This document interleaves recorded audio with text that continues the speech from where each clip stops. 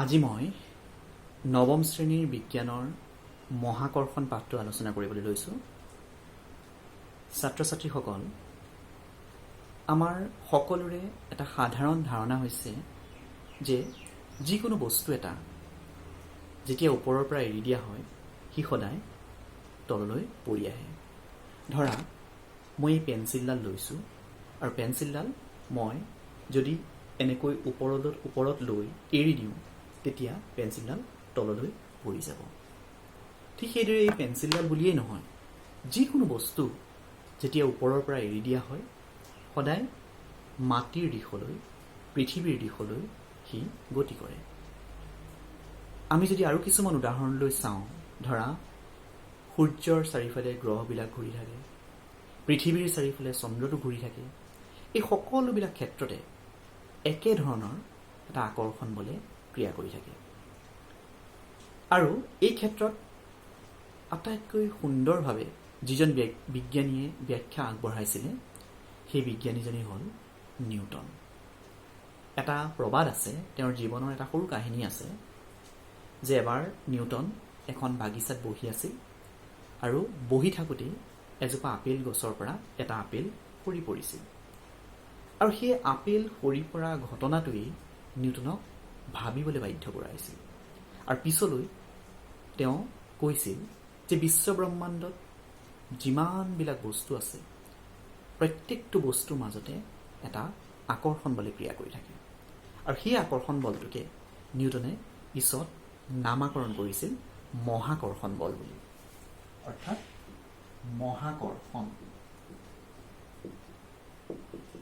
মহাকৰ্ষণ বল বুলি নামাকৰণ কৰিছিল। অৰ্থাৎ মহাকৰ্ষণ হ'ল বিশ্বব্ৰহ্মাণ্ডৰ প্ৰত্যেকটো বস্তুৰ মাজত ক্ৰিয়া কৰা এটা আকৰ্ষণী বল। এতিয়া মই এই অধ্যায়ত থকা এটা ক্ৰিয়াকলাপ দেখুৱাব লৈছোঁ। মই এডাল ৰছীত এটা শিলগুটি বান্ধি লৈছোঁ আৰু এই আঙুলিৰ মাজত ৰছীডাল লৈ মই শিলগুটিটো ঘূৰাই আছোঁ। এই শিলগুটিটোৱে ৰছীডালৰ মাধ্যমত আঙুলিৰ দিশত এটা টান অনুভৱ কৰি আছে, আকৰ্ষণ অনুভৱ কৰি আছে। যদি মই এই ৰছীডাল এৰি দিওঁ তেতিয়া শিলগুটিটোক যিটো অংশত, যিটো বিন্দুত এৰি দিয়া হৈছিল সেই দিশত সি গতি কৰিব। এনেকুৱা একেধৰণৰ ঘটনা আমি আমাৰ পৃথিৱীৰ চাৰিওফালে যেতিয়া চন্দ্ৰ ঘূৰি থাকে, সূৰ্যৰ চাৰিওফালে যেতিয়া গ্ৰহবিলাক ঘূৰি থাকে, সেই ক্ষেত্ৰতো এনেকুৱা ধৰণৰ বলেই ক্ৰিয়া কৰি থাকে। আৰু এই বলটোক অভিকেন্দ্ৰিক বল বুলি কোৱা হয়। অৰ্থাৎ কেন্দ্ৰৰ দিশত, কেন্দ্ৰাভিমুখী যিটো বল, সেই বলটোৱে হ'ল অভিকেন্দ্ৰিক বল। আৰু এই অভিকেন্দ্ৰিক বলটোৰ যোগান ধৰে মহাকৰ্ষণ বলে। অৰ্থাৎ পৃথিৱীৰ যিটো মহাকৰ্ষণ বল, সেই মহাকৰ্ষণ বলৰ বাবেই পৃথিৱীৰ চাৰিওফালে চন্দ্ৰটো ঘূৰি থাকিব পাৰিছে। গতিকে এই যিটো অভিকেন্দ্ৰিক বলৰ কাৰণে সূৰ্যৰ চাৰিওফালে গ্ৰহবিলাক ঘূৰি আছে, পৃথিৱীৰ চাৰিওফালে চন্দ্ৰ ঘূৰি আছে, এই সকলোবিলাক অভিকেন্দ্ৰিক বলৰ লগত মহাকৰ্ষণ বলটো জড়িত হৈ আছে। ইয়াৰ পিছতে আমি এই অধ্যায়ৰ এটা খুব গুৰুত্বপূৰ্ণ সূত্ৰলৈ যাব বিচাৰিছোঁ। আৰু সেই সূত্ৰটো হ'ল মহাকৰ্ষণৰ বিশ্বজনীন সূত্ৰ। মহাকৰ্ষণৰ বিশ্বজনীন সূত্ৰ খুব এটা গুৰুত্বপূৰ্ণ সূত্ৰ। এই সূত্ৰটো হ'ল এনেধৰণৰ যে আমি গম পালোঁ যে বিশ্বব্ৰহ্মাণ্ডৰ প্ৰত্যেকটো বস্তুৰ মাজতে এটা মহাকৰ্ষণ বলে, এটা আকৰ্ষণ বলে ক্ৰিয়া কৰি থাকে। আৰু এই আকৰ্ষণ বল বস্তু দুটাৰ দূৰত্বৰ ব্যস্তানুপাতিক। আৰু সাংখ্যিক মানৰ পৰা যদি আমি চাওঁ, সেই বল দূৰত্বৰ বৰ্গৰ ব্যস্তানুপাতিক আৰু সিহঁতৰ মাজৰ যি ভৰ, সেই ভৰৰ গুণফলৰ সমানুপাতিক।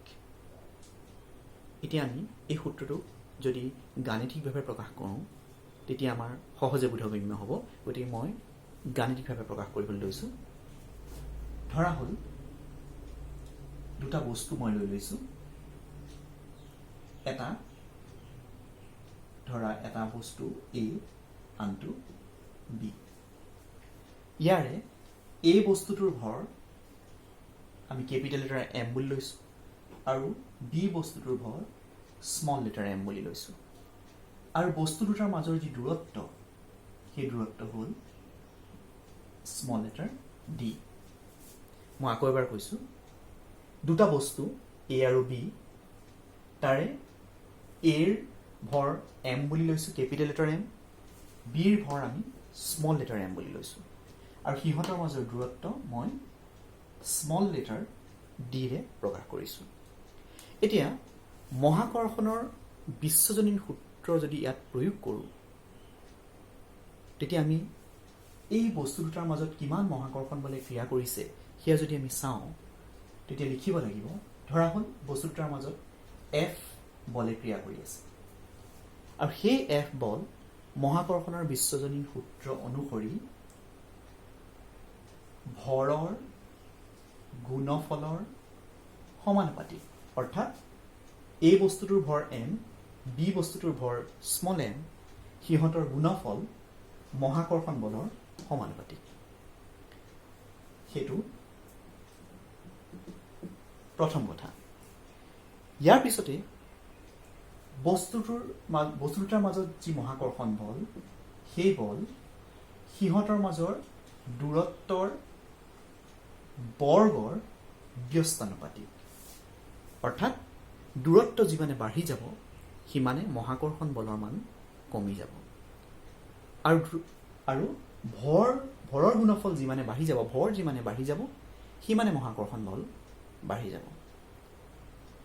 এতিয়া এই দুটাক যদি আমি দুটা সমীকৰণ হিচাপে লওঁ, সমীকৰণ হিচাপে লৈ এই দুয়োটা সমীকৰণৰ পৰা 1 আৰু 2ৰ পৰা যদি লওঁ,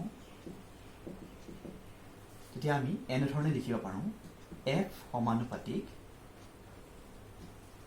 m বাই d স্কোৱাৰ। এইবাৰ আমি যদি এই সমানুপাতিক চিহ্নডালক সমান চিহ্নলৈ ৰূপান্তৰিত কৰোঁ, তেতিয়া ইয়াত আমি এটা ধ্ৰুৱক দিব লাগিব আৰু সেই ধ্ৰুৱকটো সূত্ৰমতে g ব্যৱহাৰ কৰা হয় আৰু mm বাই d স্কোৱাৰ। এইটোৱে হ'ল মহাকৰ্ষণৰ বিশ্বজনীন সূত্ৰৰ গাণিতিক ৰূপ। ইয়াত যিটো g ব্যৱহাৰ কৰা হৈছে, এই gটো হ'ল সমানুপাতিক ধ্ৰুৱক আৰু ইয়াক মহাকৰ্ষণৰ বিশ্বজনীন ধ্ৰুৱক বুলি কোৱা হয়। এইটো হ'ল গাণিতিক প্ৰকাশ, মহাকৰ্ষণৰ বিশ্বজনীন সূত্ৰৰ গাণিতিক প্ৰকাশ। আমি যদি পুনৰবাৰ চাওঁ, আকৌ এবাৰ কৈছোঁ, যদি বস্তু দুটাৰ মাজৰ ভৰ বাঢ়ি যায়, সিহঁতৰ মাজৰ আকৰ্ষণ বলো বাঢ়ি যাব। অৰ্থাৎ পৃথিৱী আৰু চন্দ্ৰৰ মাজৰ যিটো মহাকৰ্ষণ বল, এই পেঞ্চিল দুডালৰ মাজৰ যি মহাকৰ্ষণ বল তাতকৈ বেছি হ'ব, কাৰণ এই পেঞ্চিল দুডালৰ ভৰ কম, কিন্তু পৃথিৱী বা চন্দ্ৰৰ ভৰ ইয়াৰ তুলনাত যথেষ্ট বেছি। যিহেতু ভৰ কম, গতিকে এই দুডাল পেঞ্চিলৰ মাজৰ মহাকৰ্ষণ বলটো কম হ'ব। ঠিক সেইদৰে দূৰত্ব যদি বাঢ়ি যায়, মহাকৰ্ষণ বলৰ মান কিন্তু কমি যাব। ওচৰত থাকিলে দুটা বস্তু ওচৰত থাকিলে মহাকৰ্ষণ বলে যিমান ক্ৰিয়া কৰিব, যিমানে দূৰলৈ গৈ থাকিব সিমানে মহাকৰ্ষণ বলটো কমি কমি গৈ থাকিব। আৰু তাকেই যদি আমি গাণিতিকভাৱে উপস্থাপন কৰি সমীকৰণ হিচাপে লৈ দুটাক সংযোগ কৰিলোঁ, তেতিয়া আমি এটা সুন্দৰ ৰূপত এটা সমীকৰণ পালোঁ। সেই সমীকৰণটোৱে হ'ল F equal g m into m by d square. ইয়াত g হ'ল এটা সমানুপাতিক ধ্ৰুৱক আৰু ইয়াক মহাকৰ্ষণৰ বিশ্বজনীন ধ্ৰুৱক বুলিও কোৱা হয়। গতিকে ছাত্ৰ ছাত্ৰীসকল, আজি মই এই মহাকৰ্ষণ পাঠৰ এটা খুব গুৰুত্বপূৰ্ণ সূত্ৰ, মহাকৰ্ষণৰ বিশ্বজনীন সূত্ৰ আলোচনা কৰিলোঁ আৰু গাণিতিকভাৱে প্ৰকাশ কৰিলোঁ। ইয়াৰ পিছৰ পৰ্যায়ত আমি মহাকৰ্ষণৰ বিশ্বজনীন সূত্ৰত থকা যি মহাকৰ্ষণৰ বিশ্বজনীন ধ্ৰুৱক, তাৰ একক আমি উলিয়াম আৰু লগতে পিছৰ অংশৰ আলোচনা কৰিম।